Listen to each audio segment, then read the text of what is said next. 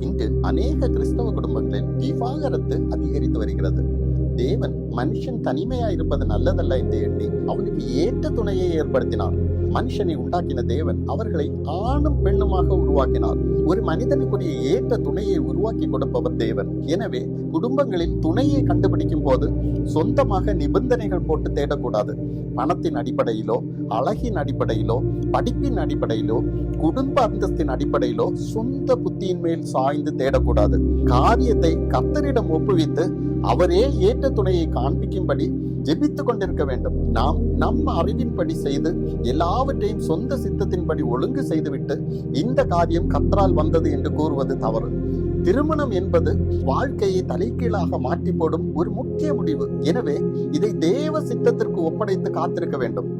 தேவனிடம் இருந்து ஒரு ஒப்புதல் அடையாளம் வராமல் ஏற்பாடுகளை செய்யக்கூடாது.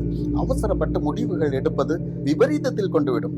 தேவன் நியமித்த நேரத்துக்காக காத்திருந்தால் ஆசீர்வாதமாக எல்லாமே நடக்கும். வரதட்சணை எதிர்பார்த்து திருமண நிச்சயம் பண்ணுவது தவறு. தேவனால் காரியம் வாய்க்கும் போது ஆணும் பெண்ணும் தகப்பனும் தாயையும் விட்டு பிரிந்து இருவரும் ஒரே சரீரமாக இசைந்திருக்க வேண்டும். தகப்பனையும் தாயையும் விட்டு மனம் பிரிந்து பார்ட்னரோடு இணையாத பந்தத்தில் மகிழ்ச்சி இருக்காது. சண்டைகள் தான் காணப்படும். இசைந்த மனம் இருக்காது. குடும்பத்தில் எல்லா தீர்மானங்களையும் தேவனிடம் கேட்டு கணவன் மனைவி இருவர் ஒப்புதலுடனும் எடுக்க வேண்டும். கணவன் மனைவியில் அன்பு கூற வேண்டும். மனைவி கணவனுக்கு கீழ்ப்படிந்திருக்க வேண்டும். குடும்பத்தில் எந்த தீர்மானத்திலும் பெற்றோர்களின் தலையீடு கூடாது.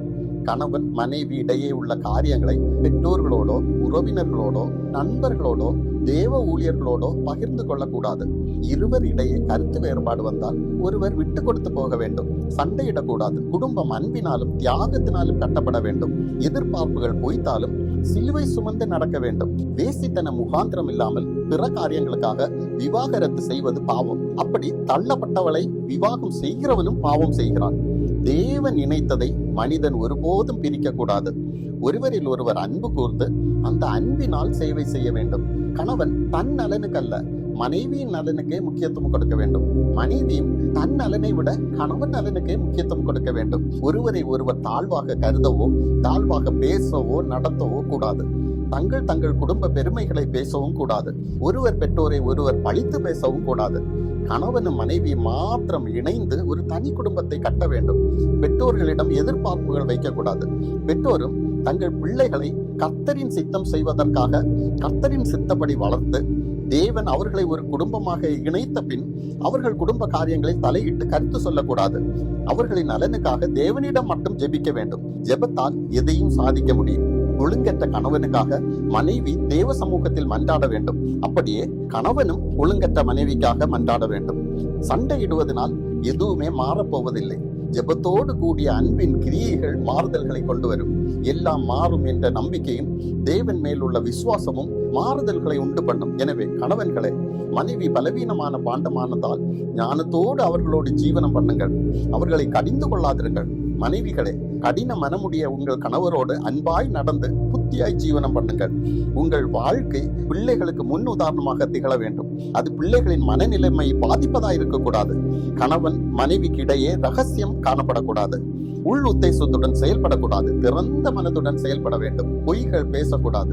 திருமணம் என்பது இரண்டு மனமும், இரண்டு ஆத்மாவும், இரண்டு சரீரமும் ஒன்றாகும் நிகழ்வாகும். திருமண பந்தத்தில் ஒருவர் சரீரத்தை ஒருவருக்கு சமர்ப்பிக்க வேண்டும். மனைவியின் சரீரத்திற்கு அதிகாரி கணவனே. அதுபோல கணவனின் சரீரத்துக்கு அதிகாரி மனைவி தான். இந்த அர்ப்பணிப்பு, சமர்ப்பணம், பாசம், நேசம் இல்லாத பந்தம் வெறும் legal agreement to leave together அவ்வளவுதான். இல்லாமல் தேவனுக்கு முன் உடன்படிக்கை செய்து அவரால் விடுவாக்கப்படும் குடும்பம் அல்ல. கணவனை திருப்திப்படுத்த மனைவியும், மனைவியை திருப்திப்படுத்த கணவனும் வாழும் போதுதான் அன்பு உருவாகிறது. ஒருவர் குறைகளை ஒருவர் மன்னித்து குறைகளை பெரிதுபடுத்தி பேசாமல் நிறைகளை கொண்டாடுங்கள். மாறி மாறி குறையையும் பொய்யையும் கூறுவதை நிறுத்தினாலே விவாகரத்து ஏற்படாது.